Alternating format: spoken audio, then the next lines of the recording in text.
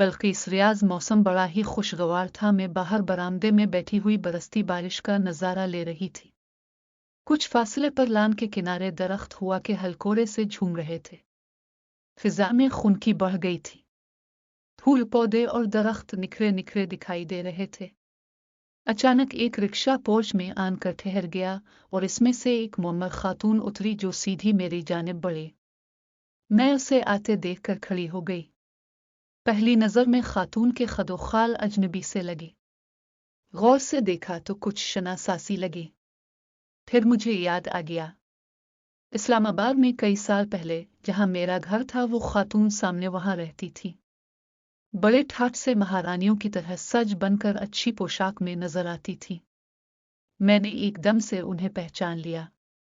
जारी है, पहले मैं इसीलिए नहीं पहचान सकी थी उनका हुलिया बल्कि पूरा हाल ही कुछ मुख्तलिफ नजर आ रहा था। ओह खाला जान आइए।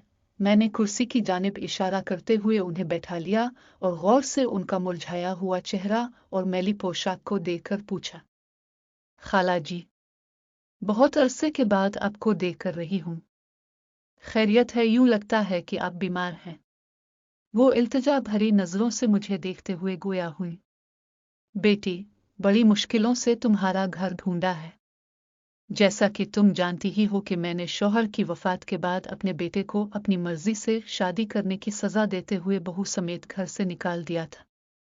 अपनी दोनों बेटियों के बहकावे में आकर ये सब कुछ किया था। बड़ी बेटी की शादी तो तुमने देख ही ली थी और छोटी बेटी, वो एक दिन मुझसे कहने लगी कि ये बगला मेरे नाम कर दें ताकि भाई आपको तंग ना कर सके।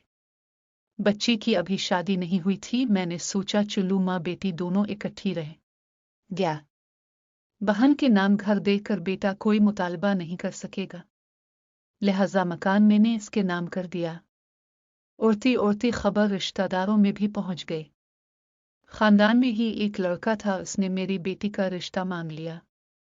इनकार की कोई माकूल वजह न थी, इसलिए मैंने हाँ कर दी। शादी हो गई और थोड़े ही अरसा बाद वो बेटी को तंग करने लगा कि ये बंगला मेरे नाम कर दो।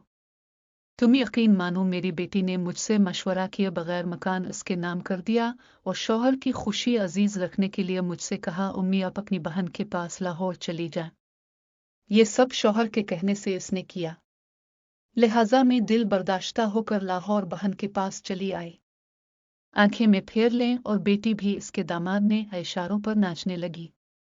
आज मैं सोचती हूँ काश मैंने अपने बेटे को घर किससे ना निकाला होता तो आज ये दिन ना देखने पड़ते। वो जो भी था मेरा खून था। एक छोटी सी भूल की मैंने इसे इतनी बड़ी सजा दी के घर से ही निकाल दिया। आज वो मेरे बुढ़ापे का सहारा होता, इसकी बीवी और बच्चे मेरी तन्हाई को दूर करते। अब मैं बहन के घर में मैं पड़ी हूँ, बीमार रहने लगी हूँ। दवा दारू के लिए मेरे पास रकम नहीं। 3 बच्चे हैं मगर मैं अपने आप को बे औलाद समझती हूँ।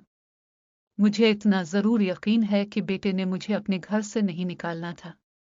काश मुझसे ये गलती न हुई होती। मैं इसलिए आई हूँ कि मेरा मकान मुझे वापस दिलवा दें। उसने दोनों हाथ जोड़कर कहा और मैंने देखा मूसलाधार बारिश की तरह उनकी आंखें भी बरसने लगी। मैंने आगे बढ़कर उन्हें गले से लगा लिया।